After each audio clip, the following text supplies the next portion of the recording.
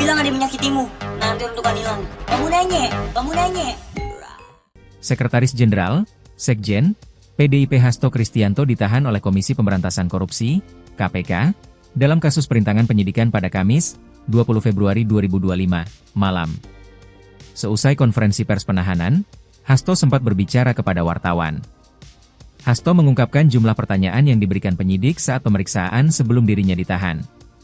Saya telah kooperatif memenuhi tanggung jawab sebagai warga negara Indonesia yang siap mengikuti proses pemeriksaan sebagai tersangka dan ada 62 pertanyaan yang saya jawab dari penyidik KPK, kata Hasto di Gedung Merah Putih KPK. Hasto menuturkan, suasana hangat menyelimuti pemeriksaannya itu. Ia mengaku, materi pertanyaan penyidik banyak yang mengulang. Penyidik KPK juga sangat ramah sangat kooperatif, 62 pertanyaan itu berkaitan dengan persoalan-persoalan yang sudah inkrah, sehingga tidak ada hal yang baru di dalam pertanyaan-pertanyaan bahkan banyak juga yang mengulang pertanyaan itu, ujarnya. Sekretaris Jenderal atau Sekjen PDI Perjuangan Hasto Kristianto akhirnya resmi ditahan Komisi Pemberantasan Korupsi, KPK, pada Kamis, 20 Februari 2025. Hasto ditahan karena melakukan perintangan penyidikan alias obstruction of justice dalam perkara yang melibatkan buron Harun Masiku. Pada 23 Desember 2024, KPK telah menetapkan Saudara HK sebagai tersangka berdasarkan Surat Perintah Penyidikan Nomor Sprint Dik 152 Dik 0001-12-2024, kata Ketua KPK Setio Budianto pada saat jumpa pers di Gedung Merah Putih KPK, Jakarta Selatan, Kamis, 20 Februari 2025. Kasus Harun Masiku yang menyeret Hasto mulai digarap lagi pada pertengahan tahun lalu setelah lama mengendap sejak 2020. Seiring dibukanya kembali perkara ini, saat itu lembaga antirasuah memeriksa 3 saksi kerabat Harun guna mencari keberadaan buron tersebut. Mereka yakni seorang pengacara dan 2 mahasiswa. Hari ini, bertempat di Gedung Merah Putih KPK, tim penyidik menjadwalkan pemanggilan dan pemeriksaan saksi, kata juru bicara KPK Ali Fikri melalui keterangannya, Rabu, 29 Mei 2024. Usai pemeriksaan ketiga saksi, penyidik KPK juga berencana memanggil Hasto. Ali pada 5 Juni 2024 mengatakan Sekjen PDIP itu bakal diperiksa dalam kapasitas sebagai saksi ihwal perkara suap yang melibatkan Harun. Hasto kemudian dipanggil pada Senin, 10 Juni 2024. Lebih dari sebulan berselang, pada Kamis 18 Juli 2024. Penyidik KPK memeriksa 1 orang saksi terkait dugaan adanya perintangan penyidikan kasus Harun, yakni Donna Berisa. Ia adalah istri dari mantan terpidana kasus Harun, Saiful Bahri, mantan kader PDIP. Adapun Saiful telah didakwa menyuap anggota Komisi Pemilihan Umum, KPU, Wahyu Setiawan Rp600 juta dan kini telah bebas. KPK lalu memutuskan untuk membuka obstruction of justice dalam kasus Harun tersebut seusai penyidik memeriksa Donna. Kabar itu disampaikan juru bicara, Jubir, KPK Tessa Mahardika di Gedung Merah Putih KPK, Jakarta Selatan, pada Jumat, 19 Juli 2024. Namun demikian,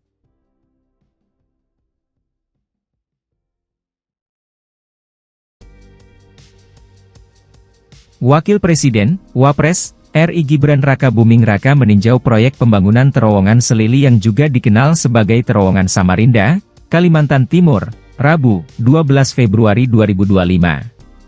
Proyek Terowongan Selili dibangun guna mengurai kemacetan dan memperlancar konektivitas serta mobilitas masyarakat sebagai bagian dari program strategis. Gibran berharap agar proyek ini dapat selesai tepat waktu. Berdasarkan keterangan Biro Pers, Media, dan Informasi Sekretariat Wakil Presiden, BPMI Setwapres, terowongan ini bakal menghubungkan Jalan Sultan Alimuddin dengan Jalan Kakap. Wapres Gibran berharap terowongan yang menghubungkan Jalan Sultan Alimuddin dengan Jalan Kakap ini menjadi solusi transportasi bagi kawasan padat, seperti Sungai Dama dan Gunung Manggah. Demikian keterangan pers BPMI Setwapres, diterima Rabu, 12 Februari 2025. Selain itu, terowongan Selili ini juga dipandang krusial dalam mendukung pemerataan pembangunan, khususnya di Kalimantan Timur. Tercatat progres proyek telah mencapai 86,326%. Proyek pembangunan ini dijadwalkan selesai pada 30 April 2025. Selain aspek ketepatan waktu, Gibran juga menyoroti pentingnya keselamatan konstruksi mengingat tantangan geologi di sekitar lokasi pembangunan. Gibran meminta agar koordinasi antara pemerintah daerah, kontraktor, dan konsultan supervisi selalu menjadi faktor kunci yang diutamakan. Hal tersebut untuk memastikan proyek memiliki kualitas yang optimal. Wakil Presiden Republik Indonesia, Gibran Rakabuming Raka, pada hari Rabu melakukan kunjungan kerja kedua institusi pendidikan di Kecamatan Ciracas, Jakarta Timur, yaitu Sekolah Menengah Pertama Negeri 174 dan Sekolah Menengah Atas Negeri 58 Jakarta. Agenda utama dari kunjungan ini adalah untuk secara langsung memantau pelaksanaan program makan bergizi gratis yang telah diterapkan di sekolah-sekolah tersebut. Program ini merupakan bagian dari inisiatif pemerintah dalam meningkatkan kesejahteraan dan kualitas gizi generasi muda.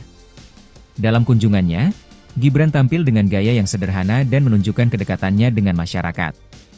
Hal ini tidak hanya tercermin melalui interaksi hangatnya dengan para siswa dan staf sekolah, tetapi juga dari pilihan transportasi yang ia gunakan, yaitu mobil sederhana jenis Toyota Avanza. Selain itu, tidak terlihat adanya pengawalan ketat yang biasanya menjadi ciri khas kunjungan pejabat tinggi negara, sehingga membuat suasana kunjungannya terasa lebih santai dan akrab. Gibran seolah berupaya menghadirkan sosok pemimpin yang lebih merakyat serta mudah dijangkau oleh masyarakat luas.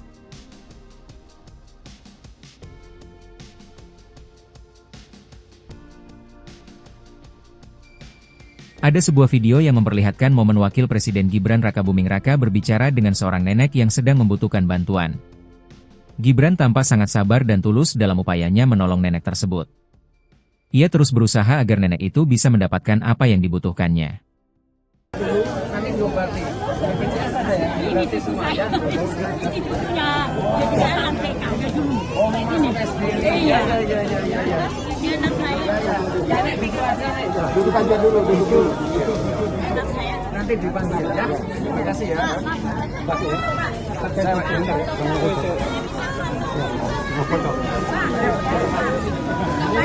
Ketika Wakil Presiden Republik Indonesia, Gibran Rakabuming Raka, selesai meninjau pelaksanaan program makan bergizi gratis di SMP Negeri 174 dan SMA Negeri 58 Jakarta, yang terletak di Kecamatan Ciracas, Jakarta Timur, pada hari Rabu, kehadirannya menjadi sorotan utama di kalangan para siswa. Wapres Gibran menghadapi tantangan untuk melanjutkan agenda tugasnya di lokasi tersebut. Hal ini disebabkan oleh perhatian besar yang ditujukan murid-murid terhadap dirinya selama kunjungan berlangsung. Para siswa antusias berkerumun mendekatinya, bahkan hingga membuntuti dan memintanya untuk berfoto bersama. Beberapa dari mereka bahkan berusaha meminta kesempatan foto saat Gibran sudah berada di dalam mobil dinasnya. Atmosfer penuh antusias ini menggambarkan betapa besar daya tarik dan popularitas sosoknya di kalangan generasi muda. Rekaman video dari sebuah ponsel milik seorang siswa berhasil mengabadikan momen ketika Wakil Presiden Gibran Rakabuming Raka tengah melakukan kunjungan untuk meninjau pelaksanaan program makan bergizi gratis di SMP Negeri 174 serta SMA Negeri 58 Jakarta. Ketika Gibran tiba di ruang kelas yang menjadi tujuannya, suasana menjadi riuh. Salah satu siswa yang merekam kejadian tersebut dengan ponselnya tidak dapat menahan diri dan mulai menjerit histeris begitu melihat kehadiran Wakil Presiden secara langsung di hadapannya. Momen tersebut menjadi sorotan karena antusiasme dan kegembiraan siswa dalam menyambut kunjungan pemimpin negara.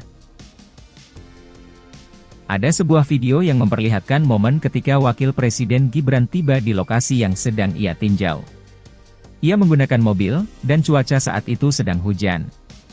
Setelah keluar dari mobil, Gibran langsung berlari menuju lokasi tujuan, meskipun di video tersebut terlihat anggota Pas Pampres sudah siap dengan payung untuknya. Namun, Gibran memilih untuk tidak menggunakan payung tersebut.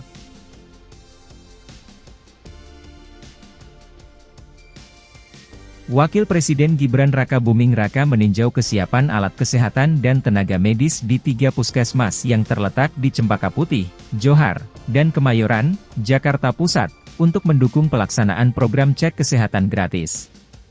Gibran menyampaikan bahwa langkah ini dilakukan guna memastikan masyarakat dapat menikmati layanan kesehatan gratis dari puskesmas sekaligus menjamin kelancaran program yang diusung oleh Presiden Prabowo Subianto tanpa kendala berarti. Menurut pengamatannya, pelayanan di ketiga puskesmas tersebut sudah cukup memadai.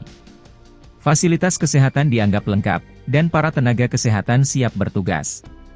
Pernyataan ini disampaikan di Jakarta pada Senin, 17 Februari 2027.